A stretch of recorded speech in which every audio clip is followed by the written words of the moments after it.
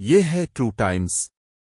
آج ہم آپ کو سنائیں گے تورو کے مفرور مجاہد اللہ داد بابا کی کہانی۔ ایک ایسا نام جو آج بھی سندروں اور گیتوں میں زندہ ہے، گاؤں تورو۔ یہیں پیدا ہوئے اللہ داد بابا۔ ان کی جرت اور غیرت کے قصے نسلوں تک سنائے گئے۔ ایک رات فائرنگ کی آواز گونجی۔ خبر ملی کہ اللہ داد کا چچازاد بھائی اور عزیز دوست قتل کر دیے گئے۔ یہ صدمہ ناقابل برداشت تھا۔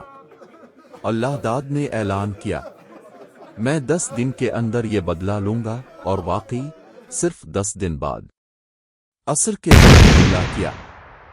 2 دشمن موقع پر مارے گئے، ایک زخمی ہو کر چند دنوں بعد چل بسا۔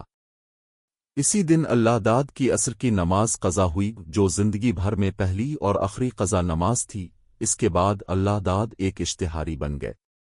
وہ دن دہاڑے انگریزوں، سکھوں اور ہندوؤں کی گاڑیاں روکتے، مال لوٹتے، لیکن یہ سب دولت اپنے لیے نہیں، بلکہ رات کی تاریکی میں غریبوں کے گھروں تک پہنچاتے۔ 14 برس تک وہ مفرور رہے۔ آخر کار دوستوں کی غداری نے انہیں گرفتار کرا دیا۔ عدالت نے 10 برس قید کی سزا دی، پھر مزید 10 برس، یوں 20 برس جیل میں گزارے۔ لیکن ان کی جرت نے جیل میں بھی بے عزتی کی تلاشی کا سلسلہ ہمیشہ کے لیے ختم کر دیا۔ ایک دن انگریز افسر نے پیشکش کی، اگر تم عجب خان آفریدی کو پکڑوا دو تو 3 لاکھ روپے اور رہائی تمہاری ہوگی۔ اللہ داد نے جواب دیا، میں کبھی اپنے غیرتی پٹھان بھائی کے خون کا سودا نہیں کروں گا۔ اللہ داد بابا نے اپنی زندگی مفروری میں گزاری، لیکن اصول، غیرت اور ایمان پر سمجھوتا نہیں کیا۔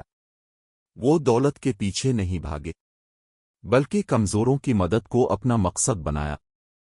توراؤ کی فضاؤں میں آج بھی ان کے نام پر گیت گائے جاتے ہیں۔